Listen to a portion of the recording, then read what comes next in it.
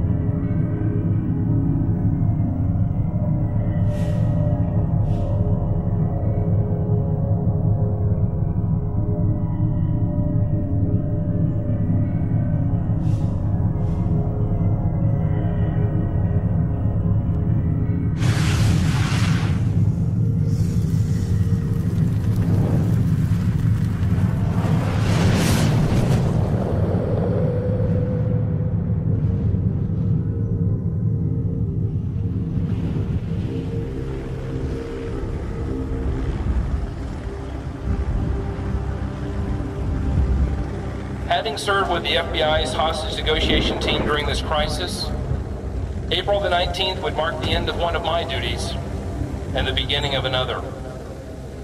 Unknown to me, my life was about to change forever as I would come to know what failure is.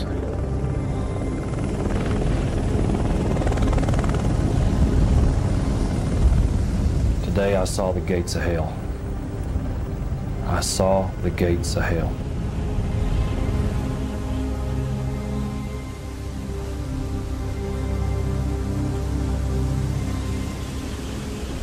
Holding a child in your hands that lost its life in a fire where the temperatures reached in excess of 3,000 degrees is something that pierced my heart.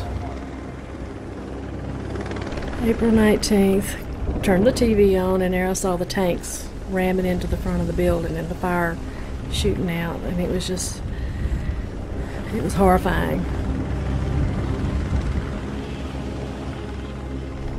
Mommy, he says, you know, they told us about that fire. He says, they said my daddy and my brothers and my sisters are gone. Things will be set straight.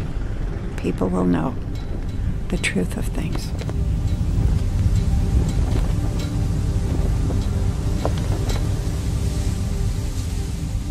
Today, 2 subcommittees undertake historic joint hearings on executive branch conduct that led up to the events at Waco, Texas in 1993.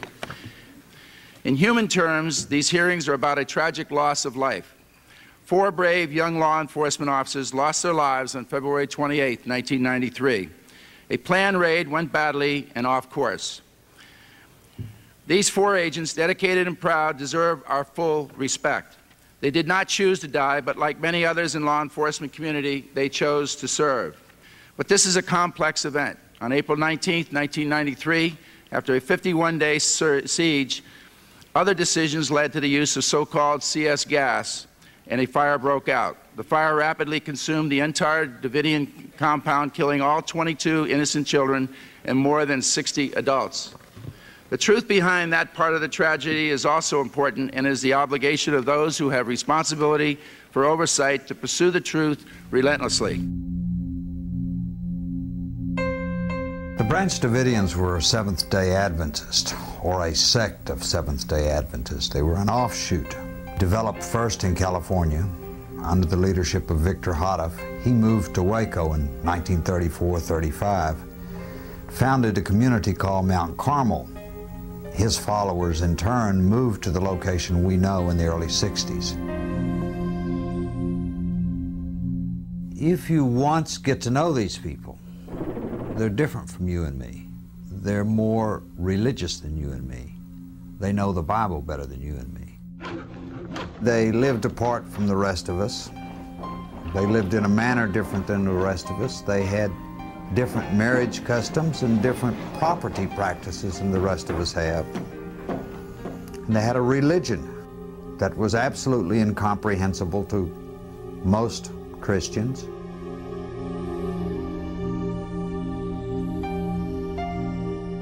Well, there were people from all walks of life, various nations, and a lot of them came from England. They were colored people as well as white people. Majority of those people in there were not criminals in the sense of the word that we think about them. They were truly believing people. So I believe 99% of those people, their sole purpose was the attainment of eternal life, which is, after all, what I believe all of us that, you know, at least that are Christians and believe in. The Branch Davidians believe, first of all, that as the remnants of the true faith, they would be attacked by a hostile army representing an apostate government, Babylon they called it, and that it was their religious duty to defend the faith. In 1992, the Bureau of Alcohol, Tobacco, and Firearms began an investigation into David Koresh for the possession of illegal firearms. They formed a dynamic entry plan to secure the premises and seize illegal weapons with approximately 100 federal agents and 3 helicopters, which would ultimately cost the lives of 4 ATF agents and 6 Branch Davidians. On February 28, 1993, at approximately 9:40 a.m., ATF agents, while attempting to execute a warrant, were met with heavy gunfire by a group of individuals occupying a compound approximately 10 miles northeast of Waco, Texas. The group is identified as the Branch Davidian.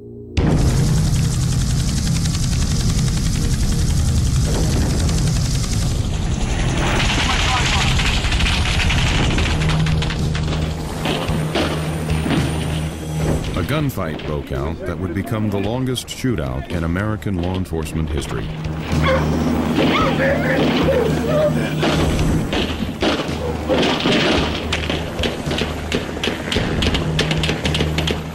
According to the ATF, their men pull up to Mount Carmel, piled out of their cattle trailers, went running towards the door, guns pointed, shouting, "Police, search warrant, lay down."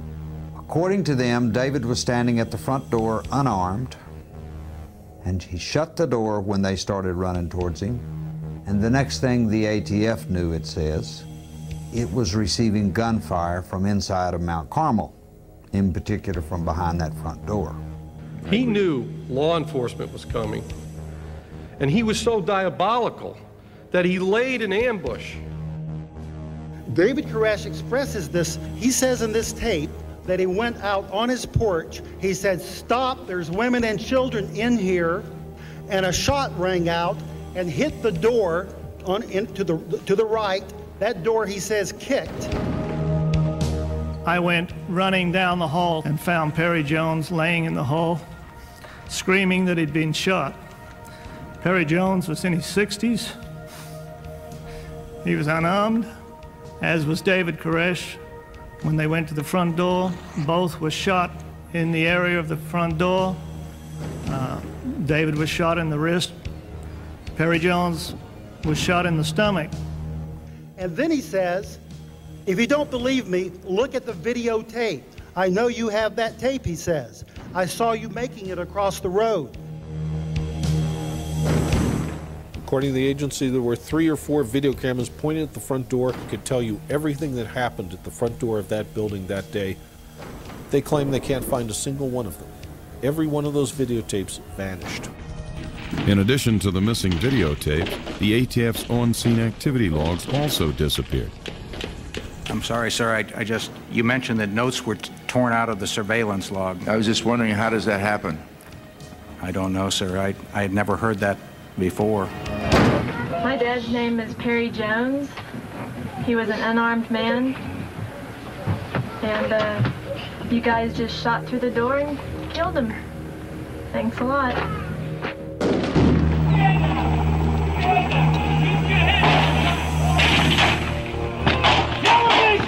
Well, Ballesteros was one of the first ones to the door, Officer Ballesteros. He's an ATF agent. And they had a plan that if the dogs came up to attack him when they came to the front door, they were to shoot the dogs, to kill the dogs. And he testified at a pretrial hearing that, in fact, they did fire and shoot the dogs at that time. It didn't take much of a spark to get a war going.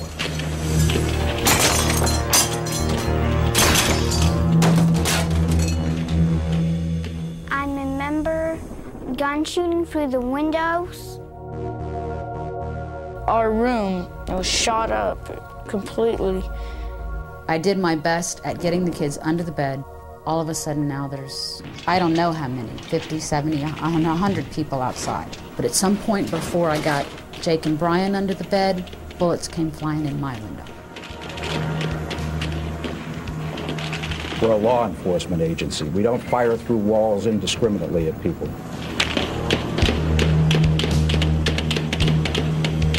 I greatly feared that they would come in, they would open that door, and even though I didn't have a gun, it wouldn't matter, that they would shoot me and the kids. They had already shot at me through the window, and I had no clue what was going to happen.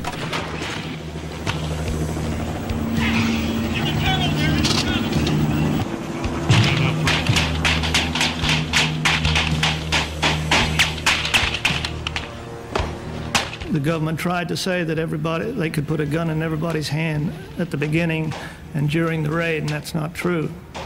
Most people were unarmed. There were a few that had guns, and I admit that, and there were probably those that reacted to seeing David and Perry and others gunned down, who responded by firing back. But it was not a general ambush as they would like you to believe.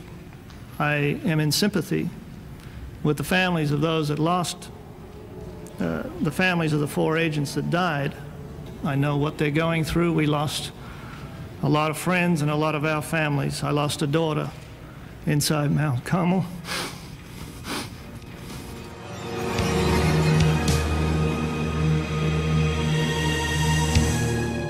After about 2 hours, they had a real truce.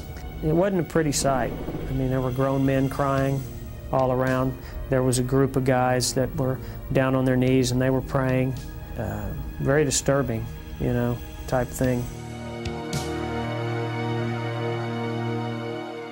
I don't think the deaths on either side were justified, as well as those wounded. Judy Snyder was shot while nursing her baby through the chest. Get my battery, John. Get my battery behind the bus.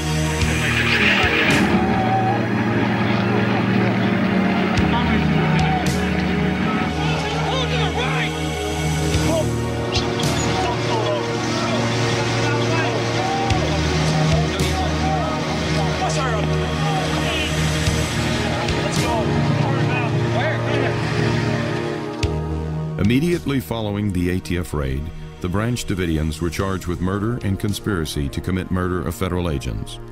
A year later, the jury found all the Branch Davidians not guilty of both charges, but some were convicted of lesser offenses. Since the initial February 28th raid, a review is before federal court to determine if the ATF used excessive force while serving the search warrant. Sir, I got people shot. Get the hell off of here. I'll get off the property. That's what I'm doing, sir. Have a little respect. I am, sir. You could have arrested me any day as I jogged up and down this road. You could have arrested me going to town or going to Walmart. All this stuff you guys may want to avoid and deny. And I do not appreciate it, and never will I ever appreciate somebody coming here and pushing people around with guns. Hey, I'll meet you at the doorstep any day. You know, and somebody will get hurt. If you want to keep playing that game, I'm talking to you. Somebody's going to get hurt. Because this ain't America anymore when the ATF has that kind of power to come into anybody's home and kick doors down and things like that.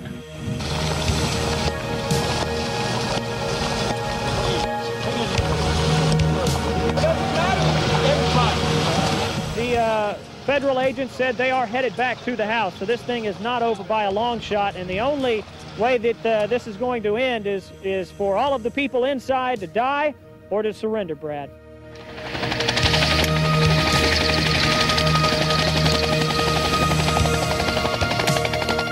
I was walking out. There wasn't any room in the car. And when they saw me, they just swarmed on me.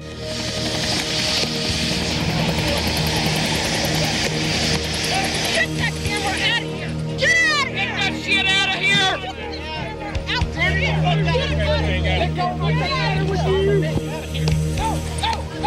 I need help! I am. Move! Go! Get the fuck out of here!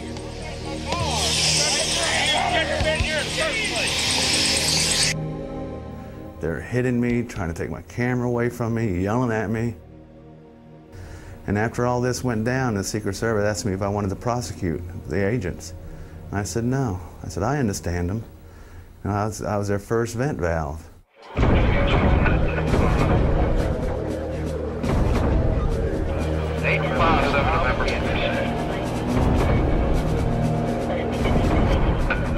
At this point, we were surrounded.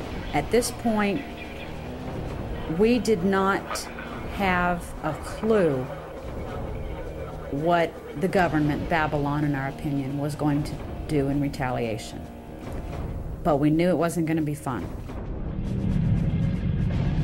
On the evening of February 28th, while Mount Carmel is under siege, 3 Davidians not present during the gunfight try to return home to their families.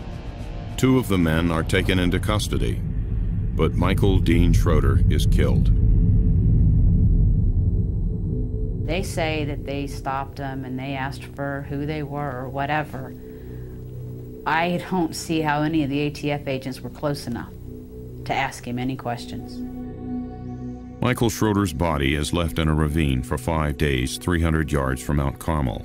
According to the ATF statements, Schroeder refused demands to surrender and raised a pistol. 11 agents fired on Schroeder. The autopsy report indicates that he had 7 bullet entries. Why it takes so many fatal bullet wounds to knock somebody to the ground? According to testimony, as the ATF agents were walking away with their prisoner, leaving Mike lay there like a piece of meat, an ATF agent stated that they heard 2 more gunshots. Norman was picked up. He told the others when he was in jail with them, he said, after I surrendered, he said, and they were taking me away, he said, I heard 2 more shots up the back. Schroeder's autopsy report also indicated that there were 2 entry wounds behind his right ear, only 2 inches apart. The bullets passed through this blue stocking cap. However, the stocking cap was not examined during the autopsy, nor was any forensic testing conducted before Schroeder's relatives had his body cremated. They said Mike ambushed them. There were 17 of them as against him, and they were dressed up as trees. They've got a lot to answer for.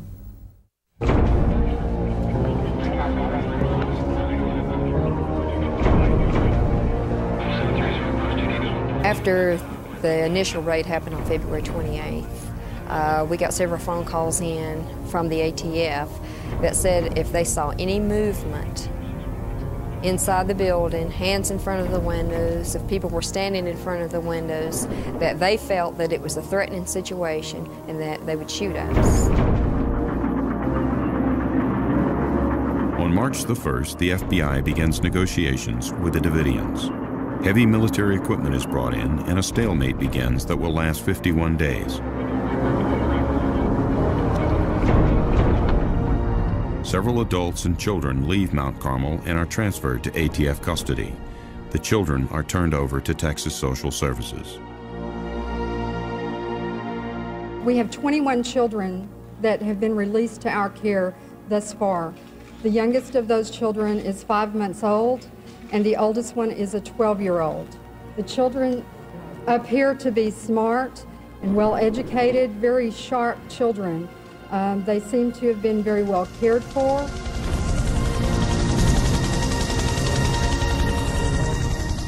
In early March, Koresh had promised to come out. But at the last minute, he believed that God had told him to stay in, to wait.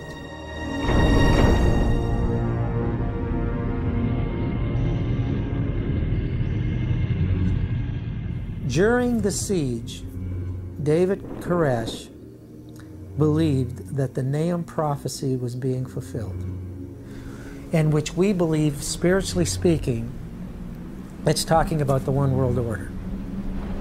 David Koresh believed that he was going to be the one that initiates the downfall of this one or new world order, the fall of Babylon the Great, by sacrificing himself and this denomination. The description of Nineveh in the book of Nahum, David likened to the description of this country, being old, stagnant in its ways. And the battle that takes place talks about these chariots and shields being bloodied and what's not. He likened that battle to what took place on February 28. To read Nahum or Habakkuk, and you're in it, you're experiencing it. It all fits together. It's all a conglomerate of different prophecies by different men at different times, talking about a war with Babylon, a great war. These tanks are for solely defensive purposes, and they will not be armed. We have no plans to assault the compound. 2,000 years ago, hey, who believed in Christ's doctrine? A man had to die, because no one would believe what he had to say. So is there a lesson to be learned by looking back at the history of the prophets that came contrary to what people looked for? Were they killed Isaiah, they killed Hosea, they killed Zechariah, and Jesus came to say in Matthew 23 to the Jews, "Woe unto you that believe not all the prophets have spoken." So, you know, today it's all together just totally disregarded. Just another religious fanatic, just another religious group.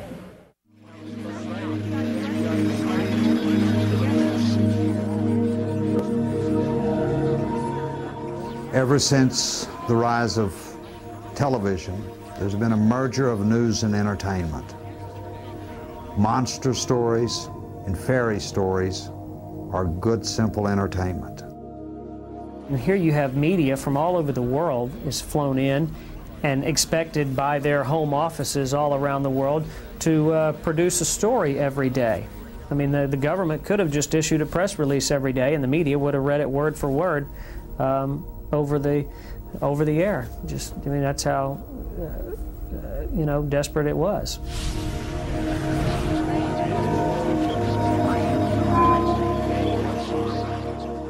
What the public was seeing and hearing on TV during the siege demonized the people in that church. The ones that I met and knew, the survivors, were people that were basically just trying to get to heaven. The world can hate us, the world can laugh at us and taunt us all they want. The world's had 2,000 years to learn this book, and there's been people all up until now who've been interested in it. Now people don't want the Bible anymore. People don't seem to want to read the Bible, or, you know, they want to go to church and just be saved, you know? And that's great if that's how faith works, but if God has a will, and it is written in that book, His Spirit's written in the book through all the prophets, then there's a knowledge He wants us to know. And the knowledge is here and it's being revealed, and that's all I can say. By March 24th, 25 children under the age of 15 and approximately 54 adults remain inside the church compound as Steve Schneider negotiates with the FBI. Let's reflect on this for a minute. Why were they there in the first instance? A good question. They were there to serve and execute an arrest and search warrant. They never said anything, not by a bullhorn, not by a knock at the door, not by any reason. Not by any reason. Even before they got, just about the time they got to the porch is when David opened the door and poked his head out What we want to do and what we will do when the time is right is we will process the crime scene there. You know that. We know that. That wouldn't be so bad. The biggest issue that I've raised with you, Dick, is not that you would be here even, or that the Texas Rangers, but I am adamant about this part that the ATF is playing. The ones that came to this place, and when I've heard on the press conference the outright lies, and to think that that agency would be involved in any aspect of this from here on out blows my mind that that would even be allowed in America. Well, Steve, let's face it. There are some things that we will deal with when the time is right. No. You start dealing with it now so we can come out. I mean, that's one of the biggest reasons I have not been able to hurdle talking to the people, getting them to come out, Dick. Okay, Steve, why don't you and your family come out and then you handle these issues, okay? Why don't we do that? How am I going to handle them when I'll be shackled for hands and feet and throwing the key will be thrown away? Who's going to hear me? They're after blood. Come on, Dick.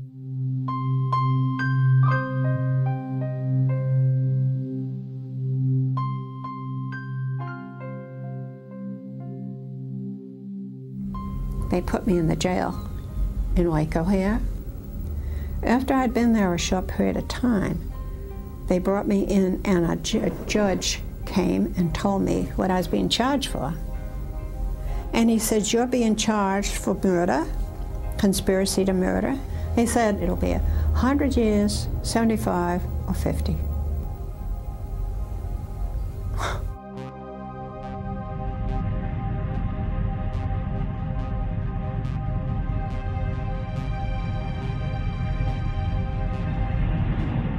They were assuring us that we would be cared for in a professional manner. Then you turn around and you've got people that are flipping you the finger over top of the tanks. They're dropping their drawers and baring their butts. And these are the type of people that you're supposed to go out to. I said I had heard that you guys had wrote on some of the windows there at Mount Carmel that we see you, David, etc. And I asked the agent, was this true? And he said, yeah, it's true.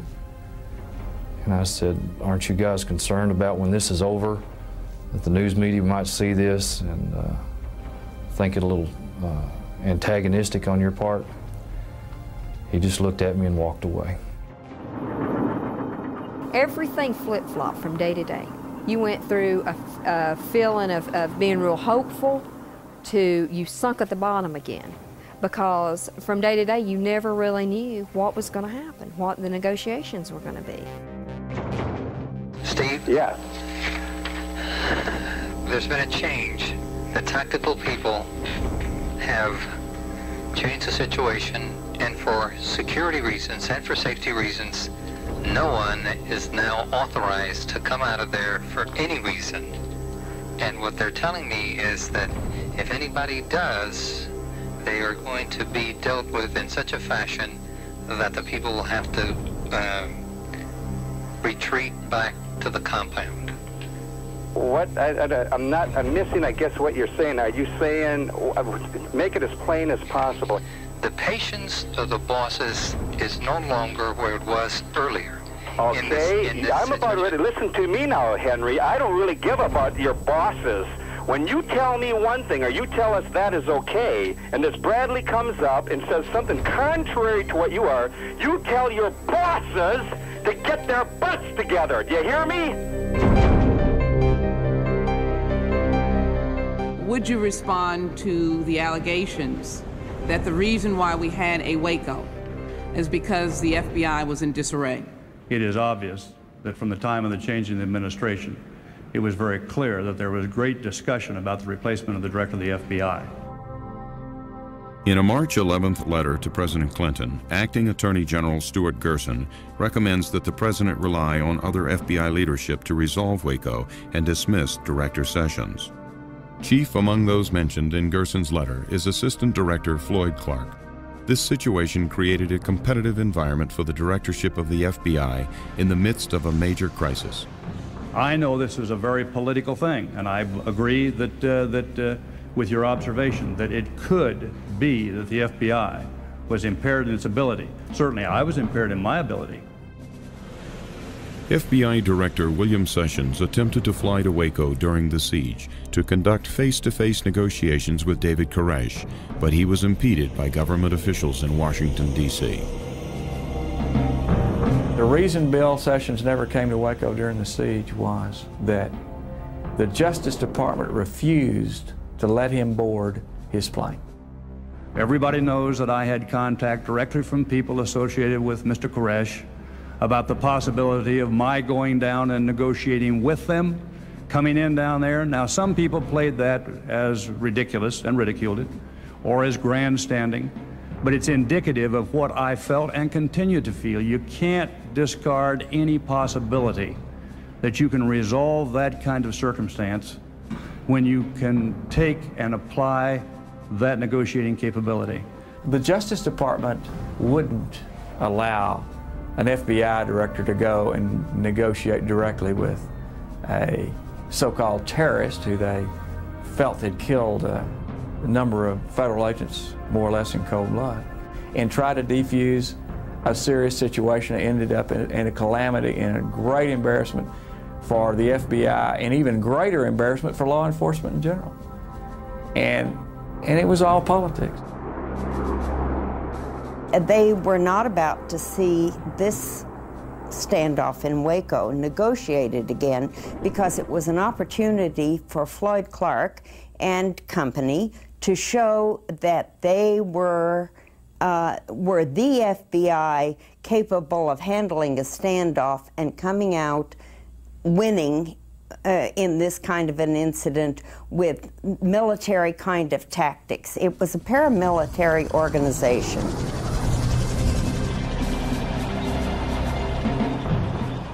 Maybe you might ask them if you can have some ice cream too, huh?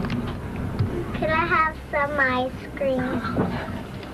A little bribery there. You know, right now you're considered a big terrorist, you know, and you can demand some important things like an ice cream or something, you know. Maybe they might adhere to you. By late March, the FBI has cut off electricity to the compound and is preparing a series of military tactics to force a resolution. A direct quote from the transcript where it is said by a negotiator to Mr. Koresh, "We had a very good dialogue last night. The electricity will not go off tonight because we have had a good dialogue this evening." As a negotiator to Mr. Koresh. A half an hour later, no, I'm sorry, it's a negotiator to Mr. Steve Schneider. A half an hour later, the lights are turned off and left off permanently. The electricity is shut off. Why? I can't answer the why, but I can tell you that the negotiation team was disappointed in that decision.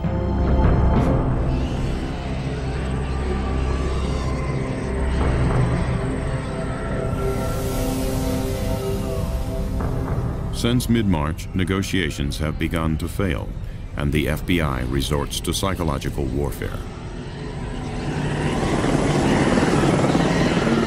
I don't appreciate their music. You don't? I'm trying to sleep at night from the music. I thought you being a teenager, you might like some of those Martian sounds. My little sister. Oh, I see. We went through varying degrees of hell with noise, music, bright lights. The children were suffering along with the adults. We were without water, having had our water tanks shut up. We were living on rainwater. Whenever it would rain, people would put buckets out the window and collect rainwater, and it was rationed. I doubt whether anybody got more than 8 ounces a day, if that. How long do you sit with that many resources tied up and disrupting a whole community with people that are violating violations of the law, that are in fact in a state of anarchy?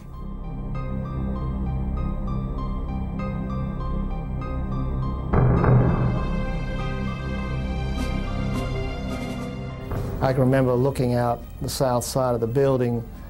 My attention had been drawn to the fact that the tanks were coming in and they were pushing all the things on the south side of the church, on the chapel, south side of the chapel, into a big heap. It looked like they were building a bonfire. We know from the evidence that the tactical element of the FBI was eager to put a quick end to this standoff. The irony of the situation is that the tactical people are actually precipitating the crises of the 19th. They tell me the commanders want more, and I'm telling them they're wrecking everything that we're doing, and it's getting 10 times worse. And the more they threaten these people, the more they'll lay down right on the floor, and they can run the tanks over them. I mean, that becomes the attitude. Steve Snyder, in a telephone call during the standoff to his sister Sue, refers to the prophecies in the book of Nahum, chapter 2. We're talking about the Bible and all the prophecies. But I know. Look at, when you get off the phone, you look at the book of Nahum. Yeah. The chariots with flaming torches are tanks. That's what Nahum saw in the final days. They're surrounded us.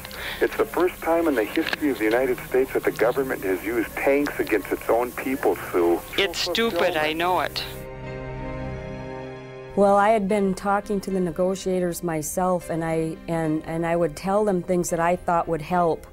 And it seemed like for instance, when they started playing the music, that they would laugh. They acted like they wanted to do everything to antagonize them. They really didn't want to help. And it just seemed like every prediction that David was predicting, they knew about, and they were making these predictions come true. And I kept saying to my family, why are they doing this if they want them to come out? I am bewildered in the wake of Jonestown why more time wasn't spent, and somebody, not out in the plains of Waco, but maybe in a nice, comfortable office in Washington, didn't immerse themselves in the religious tenets of this Branch Davidian group. If I knew about his plans to burn the place, we'd had a whole other approach with him. We know about your plan to burn the place and destroy your people. We would have been broadcasting it. We would not even come close to approaching that place. Numerous microphones were planted inside of Mount Carmel that recorded several conversations of the Davidians reacting to the tanks and the FBI hostage rescue team. I mean, if they're going to come inside here and storm this place, they're going to be in the wrong. Who's Louis and Steve that they think they're going to go out there and stop the Assyrian when it's God's will that the Assyrian's out there? They can't destroy us unless it's God's will they do. Haven't you read Joel 2 and Isaiah 13, where it says he's going to take us up like flames of fire? I trust in God. The FBI cannot get up here and say they did not know that David Koresh would respond when they made that assault. They knew that David Koresh was going to respond by trying to burn the place down, and they knew that because they had overheard undercover tapes and because they'd had prior negotiation tapes with him. You know, things are only going to get worse out there. This whole situation is not going to go away. You know and I know the only way we're going to resolve this situation is you folks come on out. That's the end of it right there. And now we're going to have to work to a point where this is going to happen. And now the trick is how. And a situation like this, hey, that's the answer. I'll tell you what, it definitely is an unusual situation for sure. Oh, sometime when you have the chance, read Isaiah 33 about people living in fire and walking through it and coming out and surviving. Seriously, it says, who can dwell in everlasting burnings? That's the question. There is a tradition in the Branch Davidian history that God would, in the end time, protect his people through a wall of fire. They understand the Bible prophecies to be warnings of what could happen, but not necessarily what must happen. Koresh wrote a letter to his attorney, Dick DeGarrett, in which he said he had good news. God had spoken to him. The waiting period was coming to an end.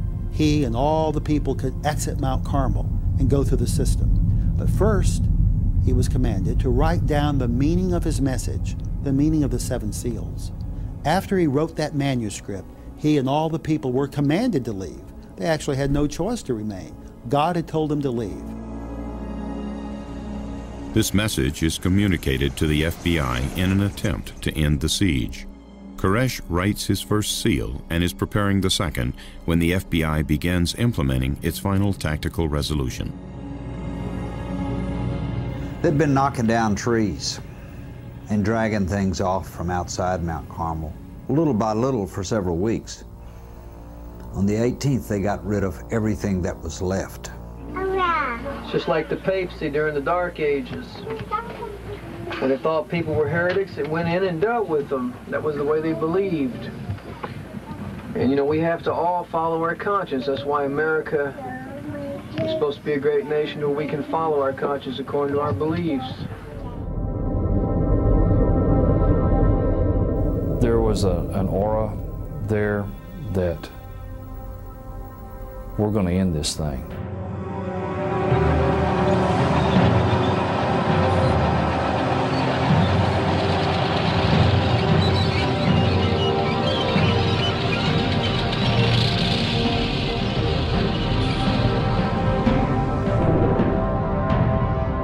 Individuals inside the Branch Davidian compound. We are in the process of placing tear gas into the building. This is not an assault. This is not an assault. We will not be entering the building. This is not an assault. Do not, under any circumstances. Gas was inserted using a Mark V delivery system secured to a boom. We would not use dosages that would harm those children.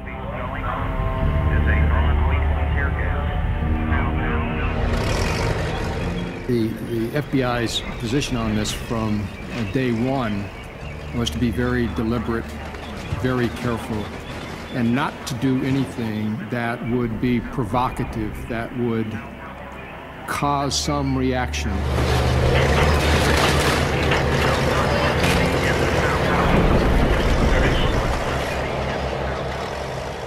There were no injuries to FBI agents, and FBI agents did not return any fire throughout the entire day, in spite of being fired upon numerous times by occupants of the compound.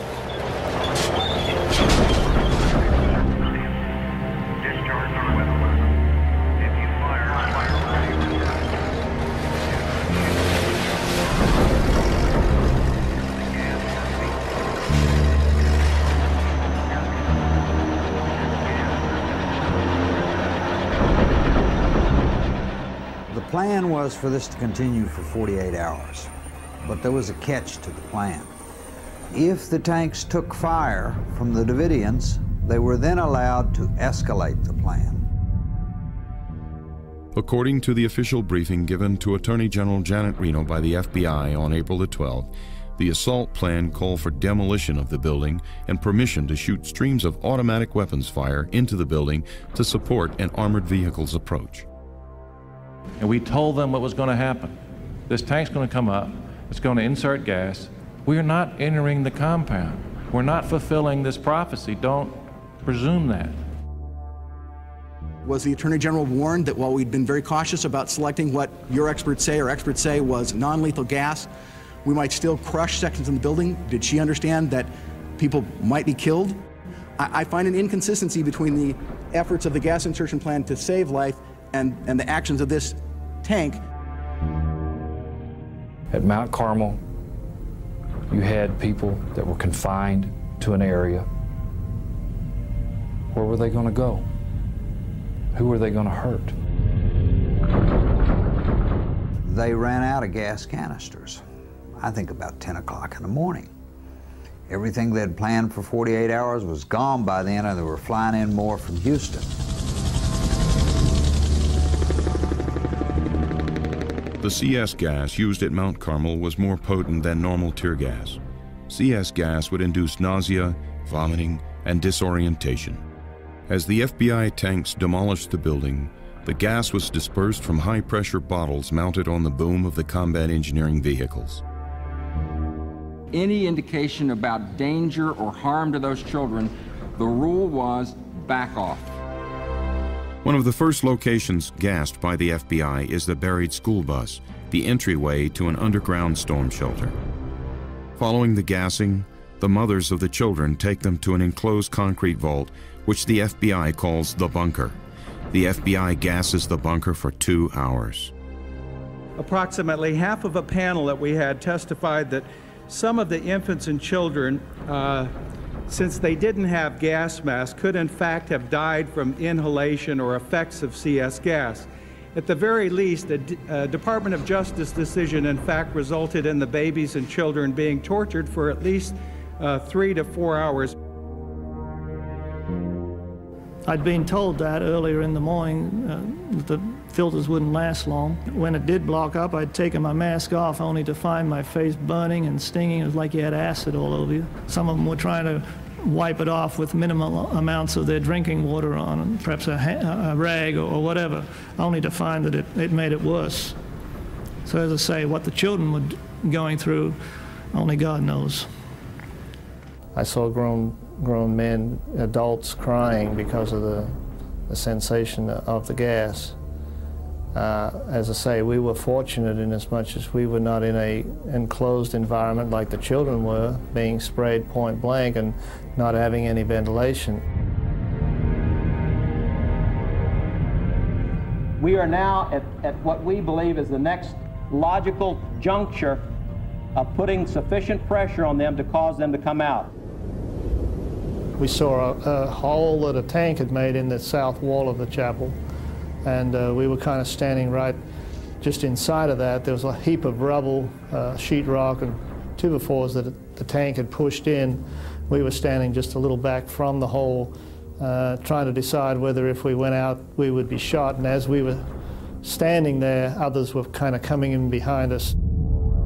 Next thing I knew, I kind of turned, was looking out the hole again, and all this smoke came down the outside of the building and got sucked in the hole where we were, and the whole place turned pitch black. That was the first indication that I recall of any evidence of fire.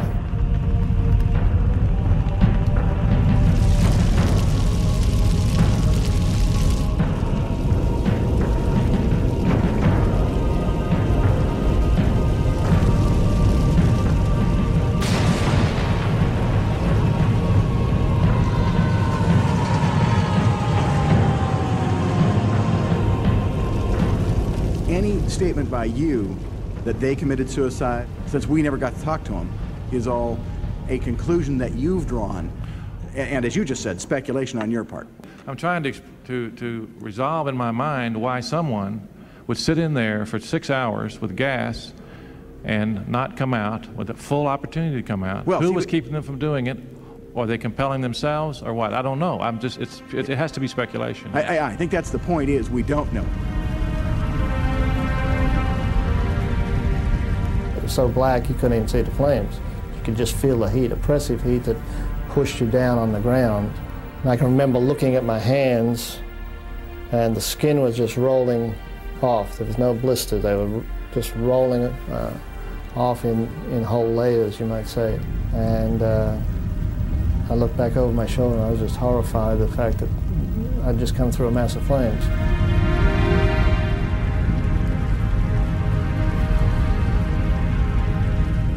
I heard some people screaming, kind of high-pitched screams. It didn't sound anyone was like a scream of fear. It sounded like more of a scream that someone was getting burnt.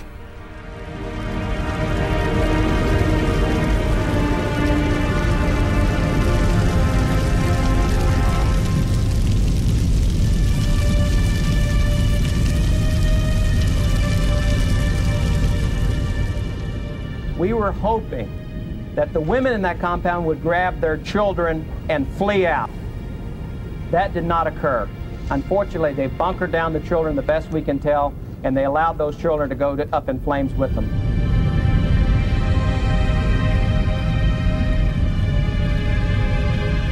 David Koresh, Steve Schneider, 52 other adults, 25 children, and 2 trauma-born infants perish in the April 19th fire.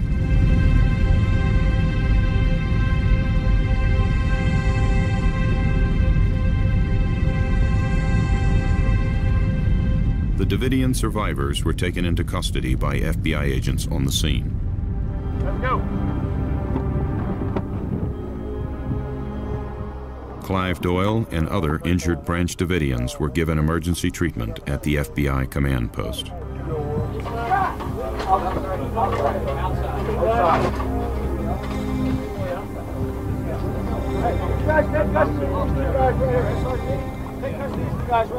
The uninjured Davidians were transferred to the custody of the ATF and booked into the county jail.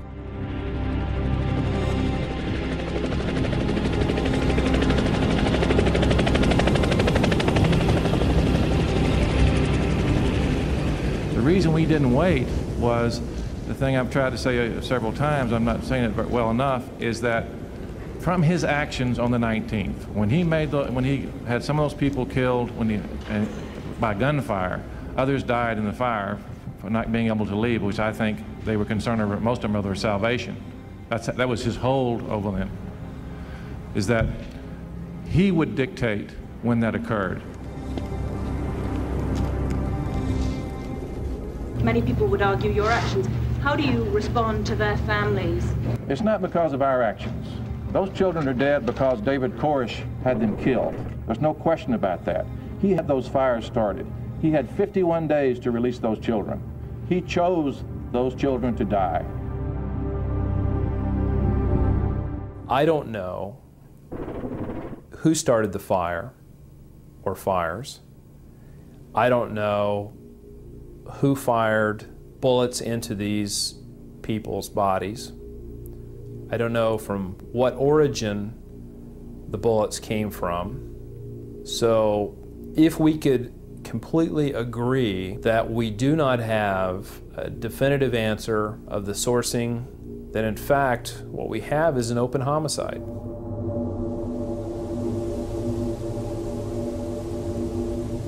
Is there anything that we've missed that we should go after in the remaining 2 days? Yes, sir. I think we've missed some of the questions as to, as I mentioned earlier, why items of evidence have disappeared, why the crime scene was destroyed before it could be evaluated. These areas, especially the evidence disappearing. I mean, you have, in essence, a crime scene that was so seriously flawed through ignorance or through an air of an elite mentality, or in fact, there was a conscious decision made to not collect evidence for any sort of serious examination other than to try and prove that the Davidians had weaponry and firepower enough to kill federal agents. Some of these bodies exhibited characteristics of perhaps being shot. Did anyone fire from any other location?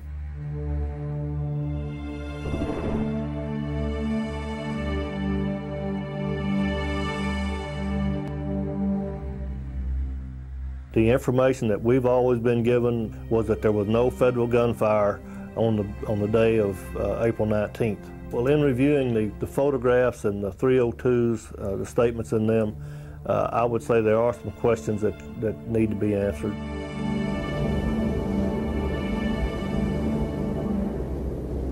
The FBI named the sniper positions Sierra 1, Sierra 2, Sierra 3. On April 19th, FBI Special Agent Charles Riley stated in his after-action report that he had heard shots fired that morning from sniper position number 1, the undercover house. The position was occupied by the Blue Sniper team, led by Special Agent Lon Horiuchi. Horiuchi stated that neither he nor his snipers fired their weapons on April 19th. The fact that Agent Horiuchi states in his 302 that the snipers at Sierra 1, which was the undercover house, did not fire, and there is a shell casing, expended shell casing there visible on the floor, would also raise a question. 4 expended shell casings are later found at Sierra 1, the location of Agent Horiuchi's Blue Sniper team. What makes this particularly interesting is Mr. Horiuchi, coincidentally, happens to be the FBI agent who shot and killed Vicki Weaver at Ruby Ridge and has been charged with manslaughter by the state of Idaho. In August 1992, white separatists Randy and Vicki Weaver were involved in a standoff with the FBI at their mountain home. Agent Horiuchi shot and killed Vicki Weaver, who was standing in the window of the door holding her 10-month-old daughter. She was standing there holding a baby in her arms, holding the door so we could get in after they'd wounded me. And this guy is still running free. According to an internal federal government investigation, Horiuchi's shot is termed unconstitutional. Lon Horiuchi was never tried. 7 months later, he was the leader of the Blue Sniper team at Waco, accompanied by most of the FBI team from Ruby Ridge. Our desire was to get them out, to use non-lethal means in a systematic manner so that they would come before the bar and face justice. We did not want this to occur. At some point, we had to up the ante. He was continually fortifying.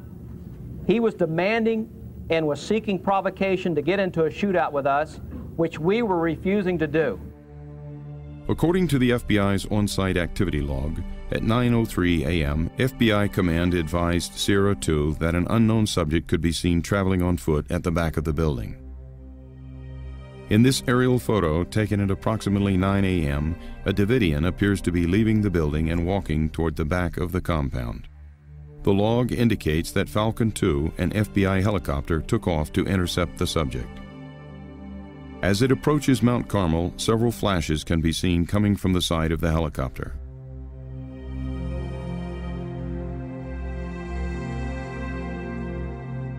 Dr. Edward Allard, a former supervising scientist in video and television imagery at the U.S. government's Night Vision Directorate, examined the helicopter footage and concludes that the flashes are gunfire.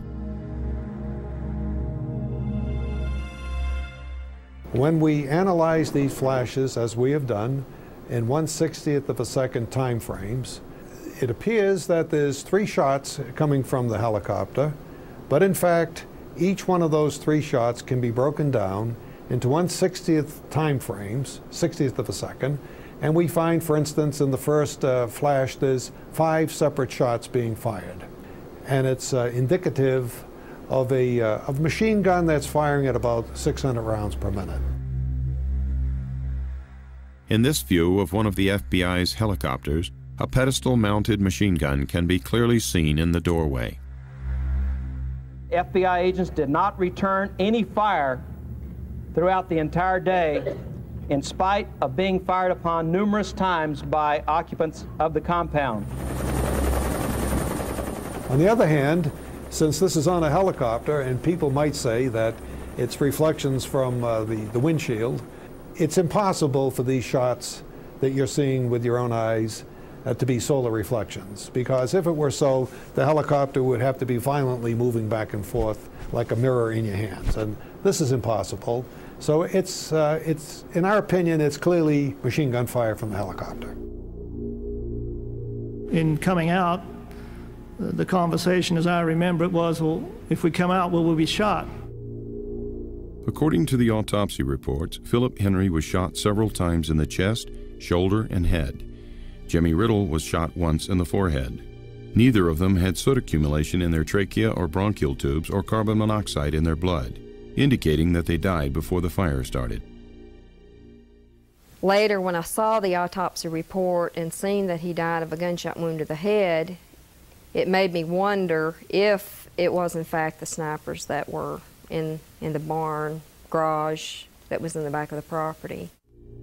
The autopsy reports also indicated extensive body mutilation to Philip Henry and Jimmy Riddle. The entire right side of Riddle's body from the shoulder to the hip had been torn away. In previous testimony, Dr. Nizam Pirwani, the medical examiner, observed that this could have been the result of the collapse of the building or an encounter with a tank tread.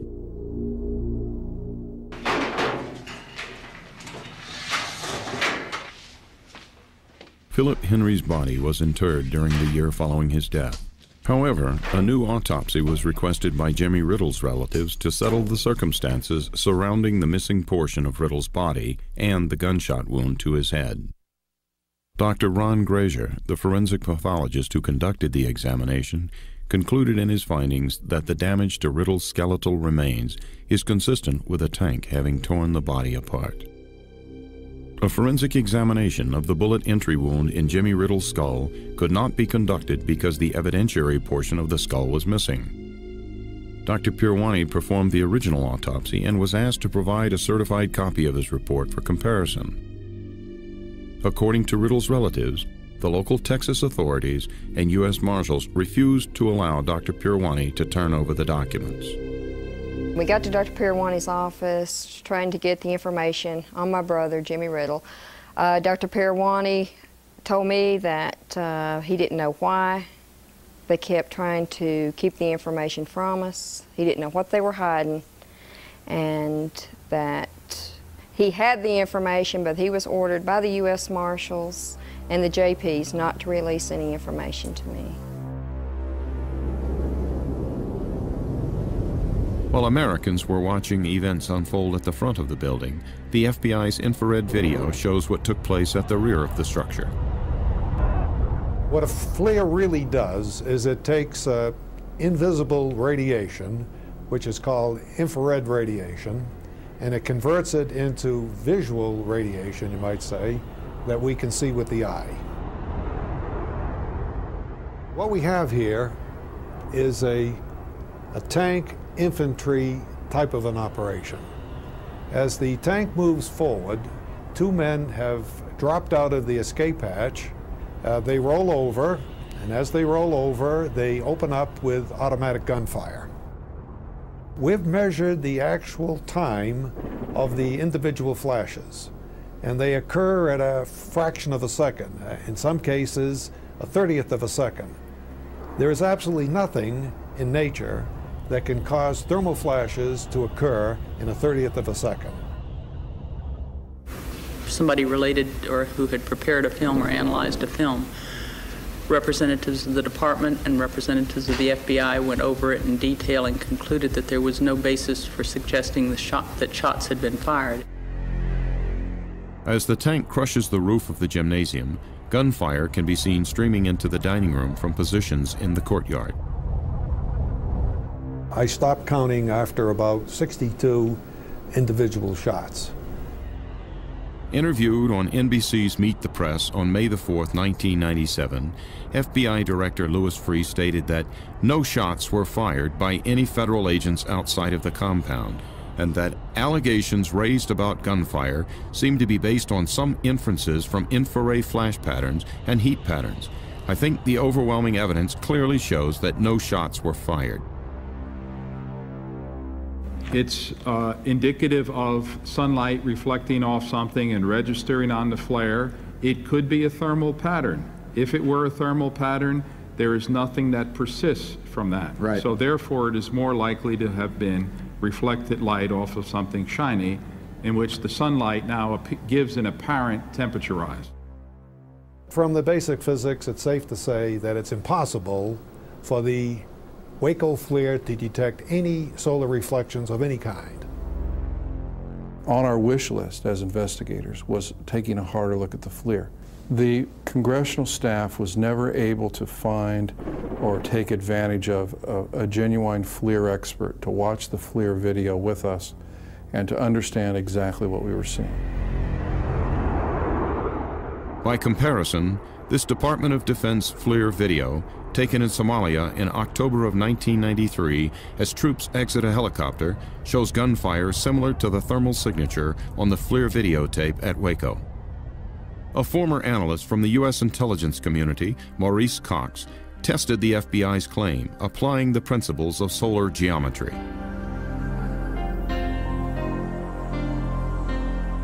For an aircraft flying at an altitude of 9,000 feet, a flash anomaly occurring on the ground would be visible in an area only 100 feet wide. Frame-by-frame measurements of the FLIR videotape showed a repetition of 10 flashes per second, the same rate as a machine gun firing at 600 rounds per minute. According to the Sunlight Reflections Report, in order to duplicate these multiple flashes, the reflective surfaces would have to be exactly the same shape and size and positioned in an array too precise to occur by chance. To record sunlight reflections at 10 flashes per second, the FBI's small aircraft would have had to travel at Mach 1.8, nearly twice the speed of sound. The Sun Reflection Report concluded that the flash signatures on the Waco FLIR video could only have been caused by gunfire. In January 1999, Mr. Cox challenged Director Freeh and Bureau scientists to disprove his findings. They did not respond. If someone comes to me to understand the data. I need to tell them the uncertainty associated with it. If the government is only telling them this was not a field of fire, well, the government is refusing to look at this, and anybody with their plain eyes could see, well, something's going on there. You know, when you think of the fact they're shooting automatic weapons fire into a building with children in it, there's something wrong. Dr. Allard has stated that this video shows gunfire being directed into Mount Carmel from the outside of Mount Carmel on April 19th. The only people that could have come from would have been federal agents. Other flashes can be detected on the FLIR tape within an hour of the fire, such as this detonation in the courtyard, which has a thermal signature that is consistent with a hand grenade exploding. And more gunfire can be seen near this tank. But if the FBI's claim is true, and the hostage rescue team didn't fire at Branch Davidians, then there is another possibility. According to what we saw written in the Book of Nahum, we were to undergo a military-style attack. We were to be attacked by tanks and people from the military. On the use of military personnel and heavy equipment against U.S. citizens, other questions linger. How much was used and why? There was concern expressed that the FBI had only one hostage rescue team and they were tiring. Do you recall that conversation in that meeting? I recall, I believe I asked for that meeting, yes. On April 14th, just 5 days before the fire, a meeting was held between Attorney General Janet Reno, the FBI command team, and Special Forces commanders Brigadier General Peter J. Schumacher and Colonel Gerald Boykin of Delta Force. The purpose of this meeting was to convince Reno to authorize a final assault at Waco. Military is trained to find, fix, and destroy the enemy. You don't worry about warning your military enemy of constitutional rights. What is generally known or known in public as Delta Force is in reality called Combat Applications Group. So anybody who asks about Delta will get told with a straight face by the Army that no such organization exists. What organization does exist is Combat Applications Group, and their stated mission is to perform counterterrorism operations overseas in defense of U.S. interests. Earlier in an opening I gave this morning with regard to the Posse Comitatus Act, just to refresh my colleagues' memories, the Posse Comitatus statute is a criminal statute that states that it's a crime to use any part of the Army or Air Force to enforce the laws of the land unless authorized by Congress or the Constitution. There is, in my judgment, it is absolutely clear that no law was violated, no action was taken that comes close to violating Posse Comitatus or any other law. General Huffman, do you agree with that? Congressman, so far as the Army's involvement in this, I would say that is correct. Yes, right here. Question about the Army Delta anti-terrorist team or any other military operational asset? The question is, are we getting any help from the military? From the Delta team specifically. The question is, are we getting help from the Delta team? And we're not. In mid-March 1993, I attended a senior executive staff meeting at CIA headquarters, and it involved senior agency management along with the liaison officers from the U.S. military, in particular from Delta Group. The briefing centered on Delta's operations in Waco, Texas.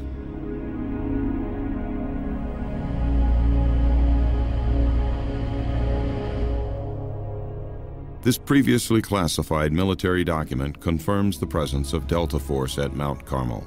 With approval of the Joint Chiefs of Staff, an observer was deployed to the scene on March 21, 1993, accompanied by 3 other operators also characterized as observers. One particular soldier was questioned by a member of the hearing and pressed and pressed. He did not want to reveal even the existence of Delta Force, and finally had to admit that they were present. Originally, I was told that there was just going to be 1 or 2 Delta personnel there as observers, but during the briefing, it was mentioned that there was over 10 Delta operators at Waco, Texas, and they were not there merely as observers, but would be participating in any type of operational or tactical effort against the Branch Davidians. My understanding is that in some way, the U.S. military, Delta Force, were advising the hostage rescue team from inside the tanks or inside the Brady fighting vehicles, or were present at the sniper posts to provide support or assistance.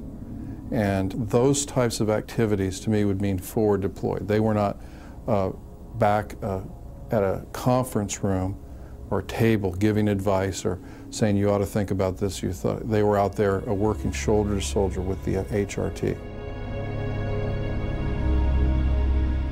Approximately a year after the Waco incident, I was deployed overseas in Europe, and I had the chance to meet some of the Delta operators that I had been on previous assignments.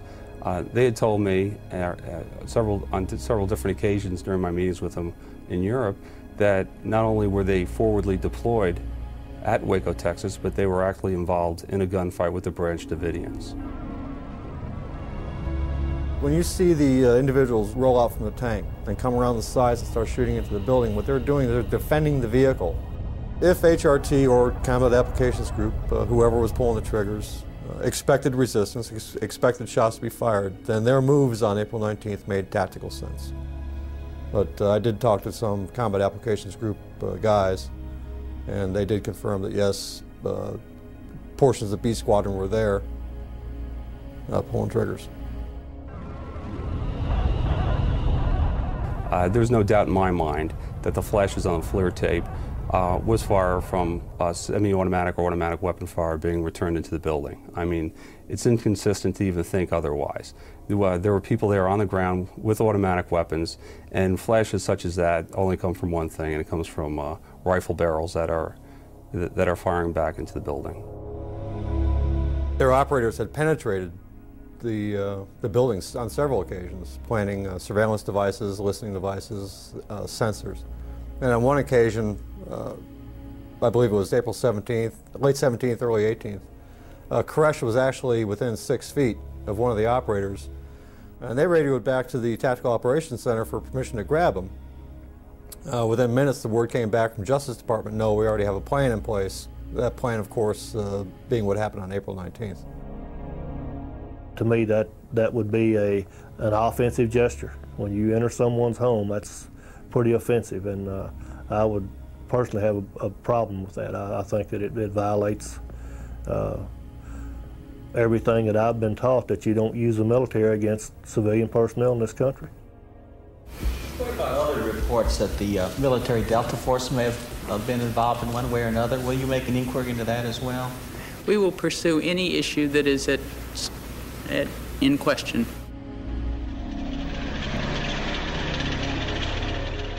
I will not let this become a show trial with law enforcement as the defendant.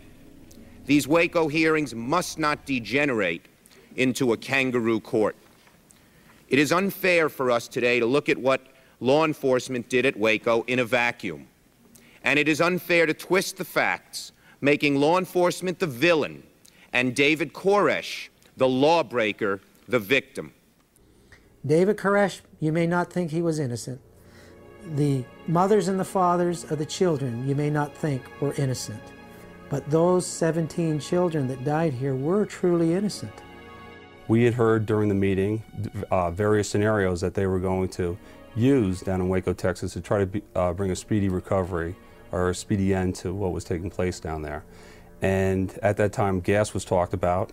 A couple other situations, non-lethal situations were talked about.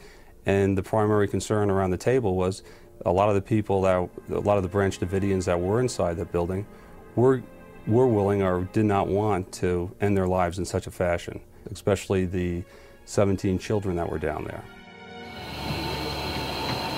Where's God sit? On the throne? Where's that at? Point. Where's God live? Is he going to save you? How come? Well, people ask why we didn't let the children out. If they saw all that was happening, and they were in there with their children, would they have sent them out to the animals outside that were shooting at them and doing all those terrible things?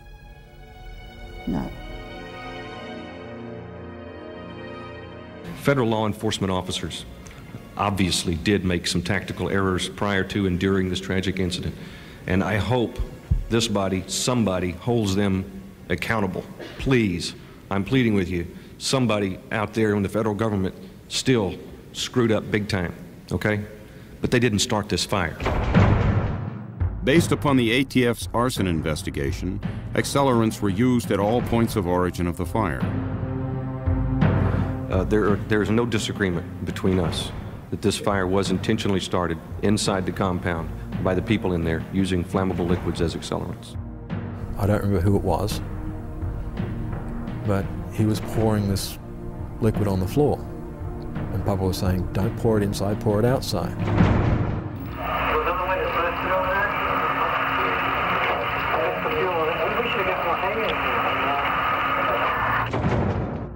It was clear to us from listening to those tapes that the government was going to be able to prove that the Davidians, at least some of the Davidians, had a plan, that some of the Davidians were aware of this plan. I'm sure that the FBI down there had a lot of fiber optics, audio, and visual equipment installed in the building there. I'm sure they knew exactly what the French Davidians' plans were, what their intentions were, if there was an attack against the building, such as a gas attack like that. If they believed we were going to try to enter the compound, and then the way the overhears sounded, like there was one comment, we're going to wait until they come in before we light this. Why in the world would the FBI make the assault knowing that information? It borderlines on criminal misconduct for the FBI to make that assault when they knew that he was going to respond like that, particularly on the most windy day of the year. The FBI claimed that it never used pyrotechnic CS rounds, munitions capable of starting a fire. However, in this footage made prior to the fire, two agents are seen firing projectiles from an M79 grenade launcher into the storm shelter at the north end of the building. Seconds later, white smoke pours from the shelter. According to CS expert Colonel Rex Applegate, any tear gas that creates smoke is considered pyrotechnic. There's been some unfortunate reporting talking about that if tear gas were utilized, it would deprive the children of oxygen and it perhaps could be fatal. What they were describing is not the type of tear gas that we are using. We're using a non-pyrotechnic type tear gas, which does not deprive them of oxygen, so it is not a lethal type gas. This is a U.S. military Mark 651 CS projectile recovered in the aftermath of the Mount Carmel fire. It is pyrotechnic and has a burning time of 25 to 30 seconds. It generates a distinctive cloud of white smoke. I am very, very troubled by the information I received this week suggesting that pyrotechnic devices may have been used in the early morning hours on April the 19th, 1993 at Waco. At this time, all available indications are that the devices were not directed at the main wooden compound, were discharged several hours before the fire started, and were not the cause of the fire. In the fall of 1998, unprecedented access to the Waco evidence lockers was granted. The pyrotechnic projectiles identified in the crime scene photos were missing from the evidence boxes. However, 2 additional 40mm munitions were found.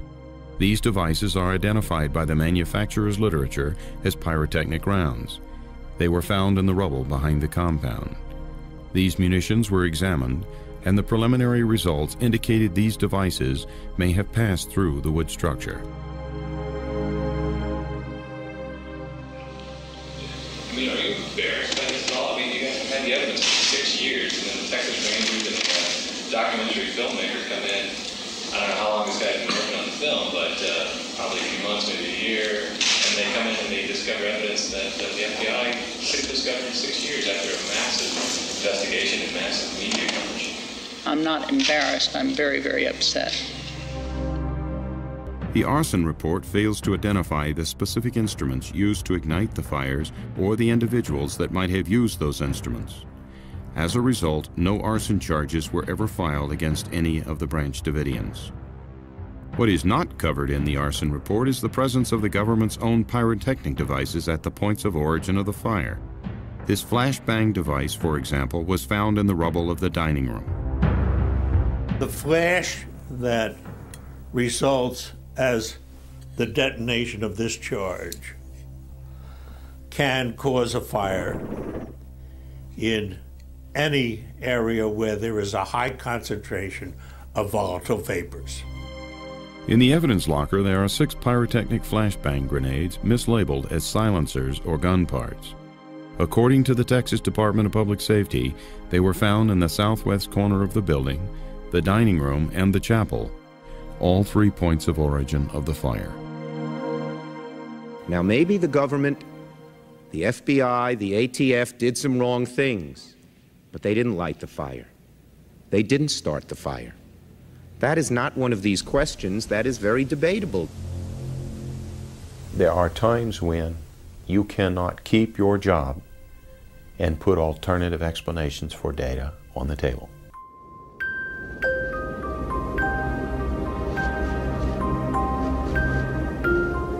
Any of us can think about, yeah, we'll stay in a building, burn up. I don't think many people would do it, and I don't understand why they didn't come out. At 12:10 p.m., the FLIR videotape shows at least 2 automatic weapons being fired into the back of the burning dining room, the only undamaged exit from the building.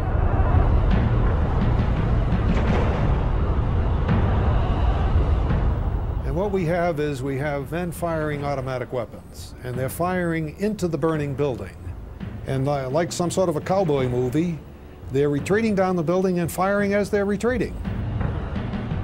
I cannot remember something more sickening that I had to do to witness this. According to the Justice Department report, at least 15 people were found shot to death at this location. The FBI conducted ballistic tests, which the Justice Department later termed inconclusive and rudimentary at best. Whether or not you argue that some people committed suicide, yes, that may be, but I would say the majority of the people, the bodies that I saw, were clear-cut homicide victims. When there was shooting going on and things like that, it's kind of tongue-in-cheek to then turn around and say, well, why didn't you come out?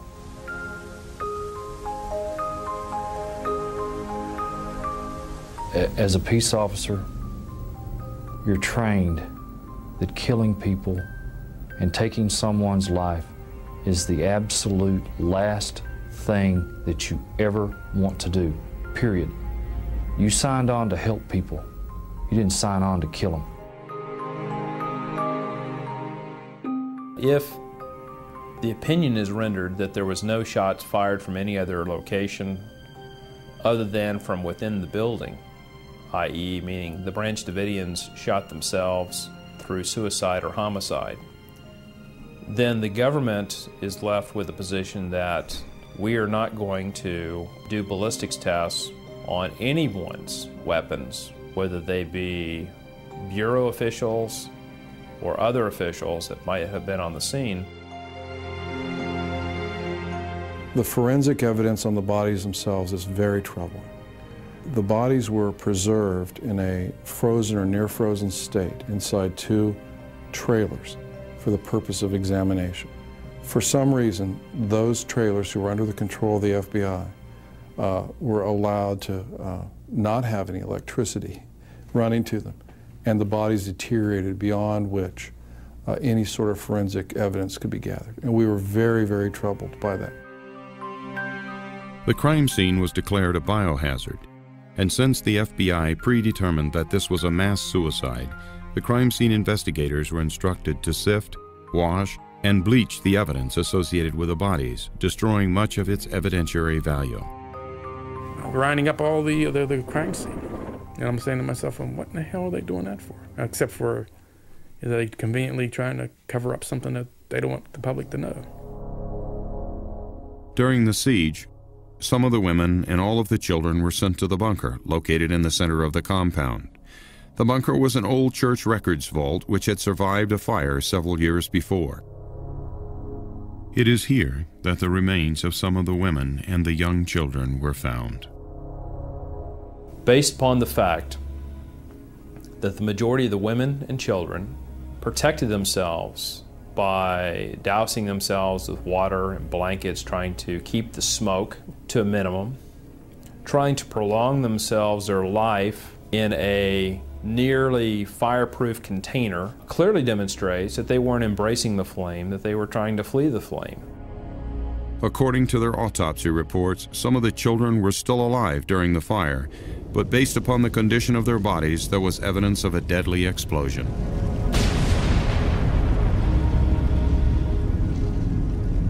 I read that the FBI on foot entered the building, shot the Davidians, and planted an explosive device on top of the church vault that he called it. We referred to it as the bunker because it's a concrete cinder block. That's another theory that could not have possibly happened in this particular incident, referring to that explosion. The explosion happened well after the building was totally destroyed. It was very unlikely that that explosion was anything other than a propane cylinder. The fireball was created by a ruptured propane tank on the ground adjacent to the bunker. But a large hole in the roof of the bunker has never had an official acknowledgement or explanation. What it tells me is that you had a demolition charge went off on the roof. General Ben Parton, a former military explosive expert, testified that there were 2 explosions. This footage shows the detonation of a high explosive device on the bunker, which appears to ignite gas from a ruptured propane tank.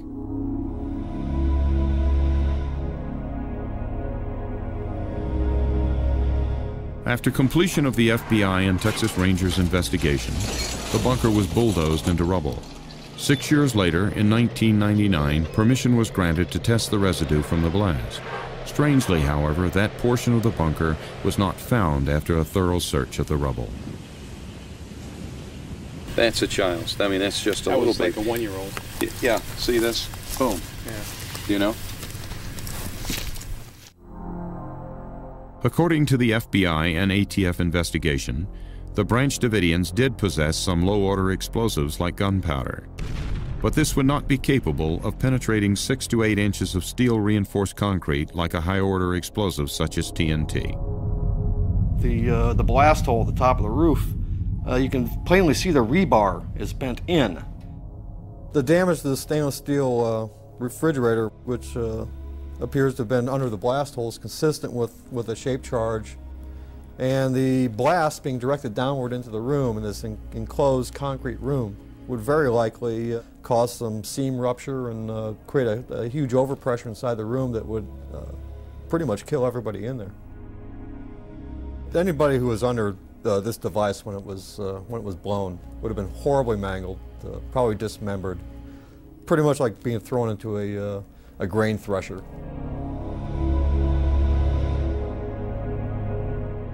Having examined still photographs and videotapes of the bunker, it was apparent to me that this was caused by a shape charge. But what bothers me is who would have the audacity to use such a charge. Rather than risk your own people going in there and trying to shoot it out with them,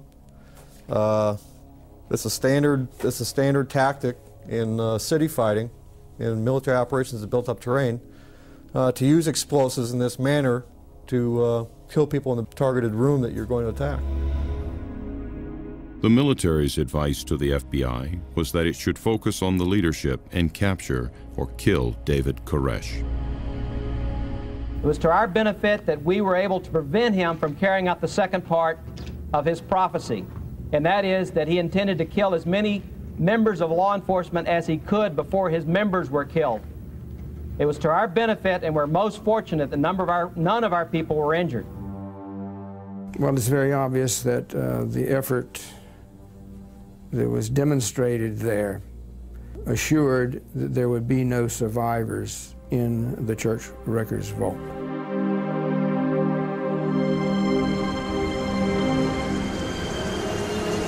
Was the Attorney General pressured by the White House to end the siege? What were the roles of Webster Hubbell and Vince Foster? Who actually made the decision to use CS gas with 22 children inside the Davidian compound? After 2 years, why is there still no clear answer? Rangers had difficulties working with the FBI. They had a major responsibility, we had our responsibility, and they seemed not to go hand in hand. And as I recall, I testified before Congress about having a name in the White House I could have called to solicit the support of the federal authorities in our objective. And it turned out to be Vince Foster. Mr. Hubbell, do you recall a meeting on or about the 14th or 15th of April that you attended with Vince Foster, with Mr. Nussbaum, and I guess some others, in which was really a turning point? Did you or others at that meeting recommend, or was there any discussion about the use of military force or equipment? There was not any discussion about use of military force.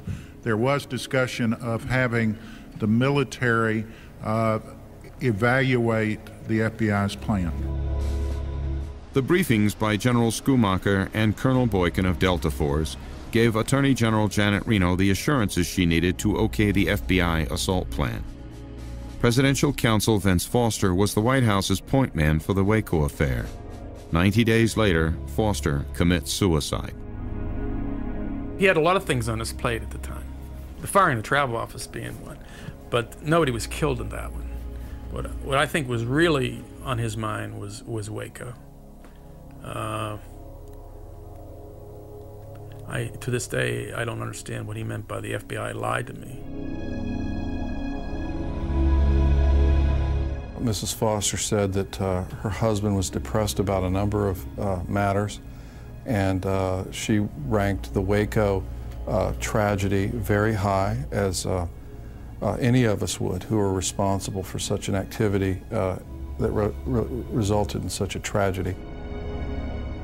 In this FBI 302 report, Mrs. Foster indicates that her husband was troubled by the deaths of the children at Waco and believed that everything was his fault. When you are troubled by something and you feel responsible for something, you can only feel responsible for it if you could have done something about it. Perhaps Mr.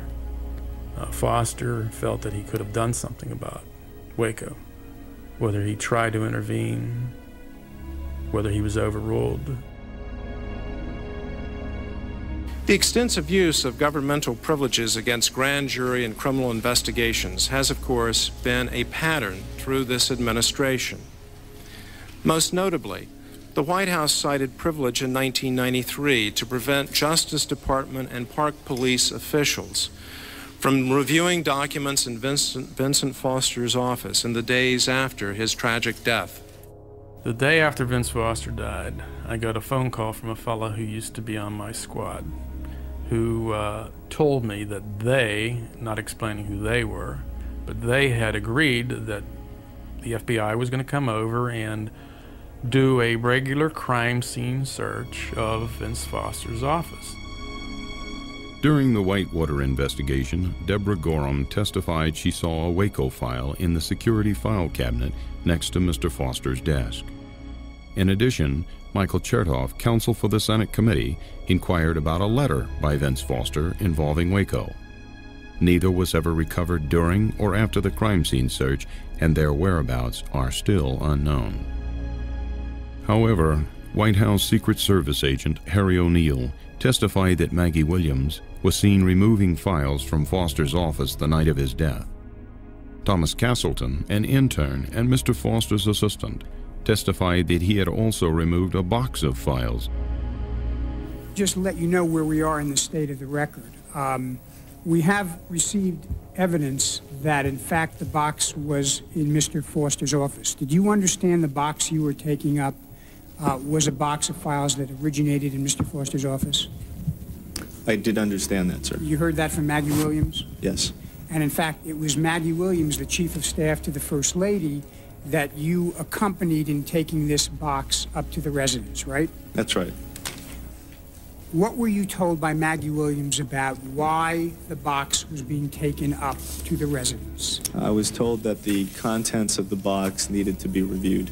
Reviewed by whom? By the First Lady. Maggie Williams was Mrs. Clinton's Chief of Staff. Maggie Williams took out, you can't call it anything else but what it is. It was evidence. One of the interesting things that happens in an investigation is you begin to get anonymous phone calls. And we in fact received anonymous phone calls from Justice Department managers and attorneys who believed that pressure was placed on Janet Reno by Webb Hubbell, and pressure that came from the First Lady of the United States. Now, we believed that because the military was present at Waco in some capacity, that the President may have made a decision to allow that to happen, following some sort of a legal protocol where he says this is of such a serious nature they need to be involved. And we asked for those documents and asked to see National Security Council documents. And were not provided with any information that enabled us to reach a conclusion. It's a serious allegation that the President interfered with, changed, moved up the decision. And we can't just bandy these things around unless we have some real evidence. If Combat Applications Group was on the ground that day, actually pulling triggers, the origin of that operation would have come directly from the White House. It would have come from the President, because Combat Applications Group is, for all intents and purposes, the President's private army. It was discussed at the meeting that the senior levels of the Clinton administration had authorized Delta to be deployed to Waco, Texas, and not just 2 or 3 people deployed there, but enough people there to get the job done. As we come to an end, all of us are looking for anything that happened in these hearings after 8 days and nights to indicate not that General Reno had something to do with this, but now the President. Well, after we've exhausted that bit, the only one left that I can think of is the butler. Maybe the butler did it. I am surprised you hadn't tried to subpoena the butler by now.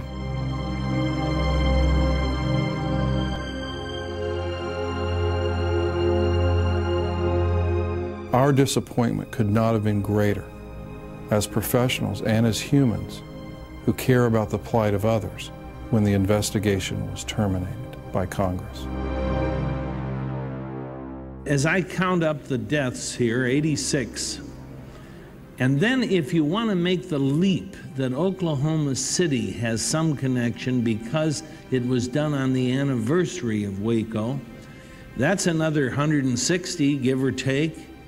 So you're talking 246 lives, and for this Congress to try to oversee what in the hell happened and how did it happen, it just seems to be talking about the butler did it a little capricious, a little frivolous, and that's just my opinion. I yield my time to Mr. McCullum.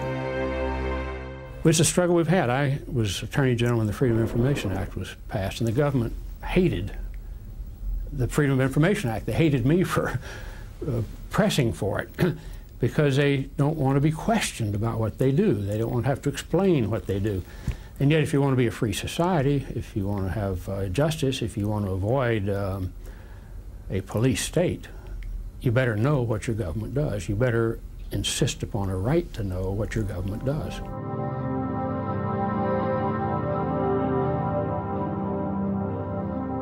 Even though you have a $20 million investigation, you don't have $20 million answers. There's nothing about Waco I feel good about. But imagine seeing small children disarticulated with bullets and debris, and having to pick up their body and their head comes off in your left hand and their body comes apart in your right hand. And, I mean, that leaves a horrible, absolutely indelible, etched in your brain memory of a tragedy.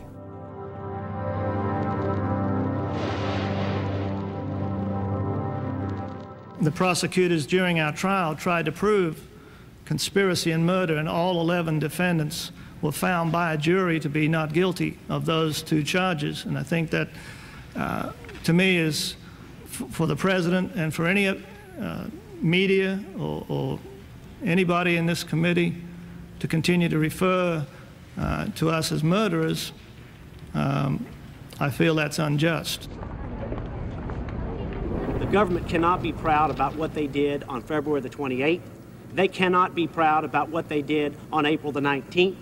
And they certainly can't be happy about what this jury said to them today.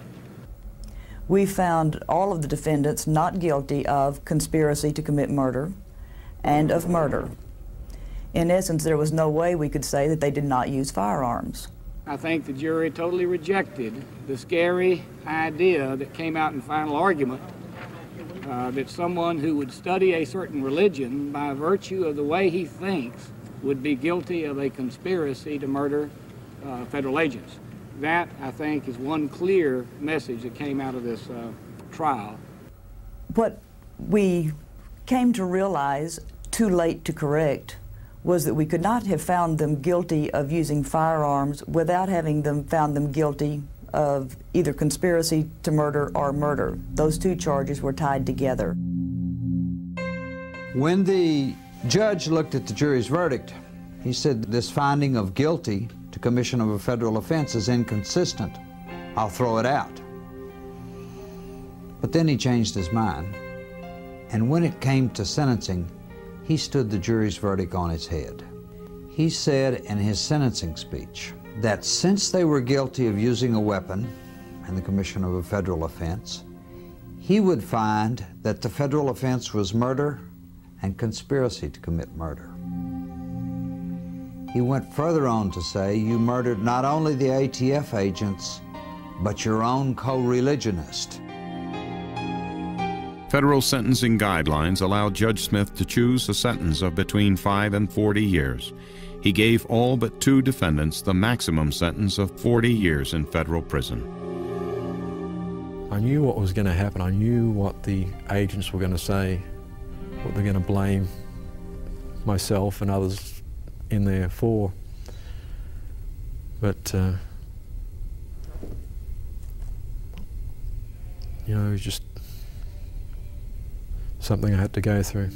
I'm a school teacher, and it's, you know, a good opportunity for me to get away from the kids and forget all about them for a while and just come and relax for a while. Paul Fatter was not at the initial February 28th shootout with the ATF, but was charged with aiding and abetting and was also given a maximum sentence of 15 years. I don't like being in prison. You know, I don't like this situation. It's a futile experience.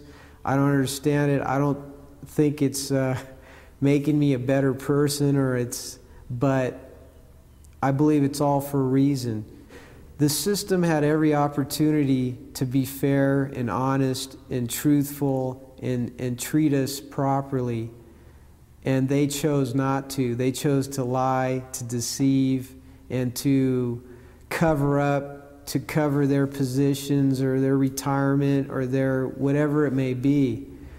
And that's something they got to deal with. They got to look at themselves in the mirror every morning and say that, hey, I made decisions that ended up costing a lot of people their lives.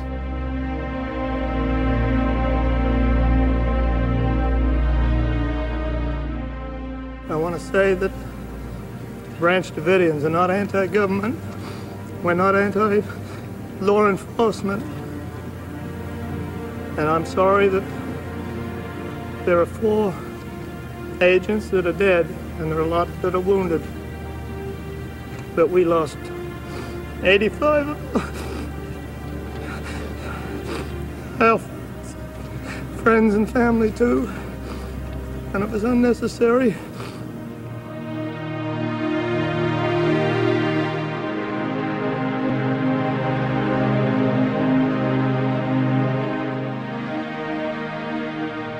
I hear a lot of people saying that, you know, that they hope this will never happen again, what happened to us. I believe that what happened to us was just the beginning. Many of us had a heartfelt concern for individuals that chose a particular lifestyle that was a little bit of an off-brand lifestyle and who were cavalierly thought of as unimportant and thought of as people who simply committed suicide or simply burned themselves up. And that claim, being so widely held by everything, is also the type of thing that the investigator wants to get in under and really find out if there's another side to the story.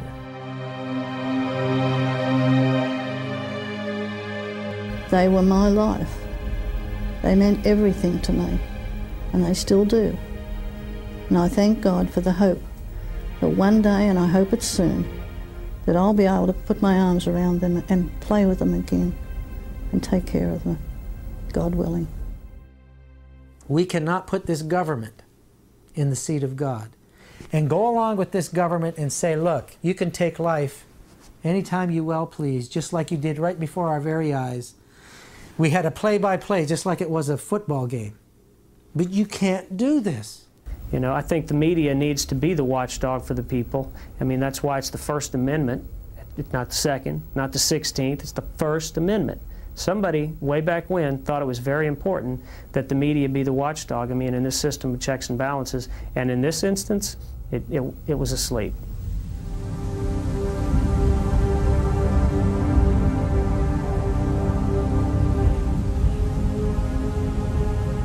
If we choose to learn from our mistakes, it is from admitting our errors that we come closer to understanding how we might prevent tragedies like these from happening in the future. Those who cannot admit their mistakes, well, all we can do is offer our prayers. Our government is an imperfect one, compromised of imperfect people. It can only be as good as we choose to make it. We have come too far to quit or to coast. We must continue to make it better. For we must not allow ourselves to become bitter, only better.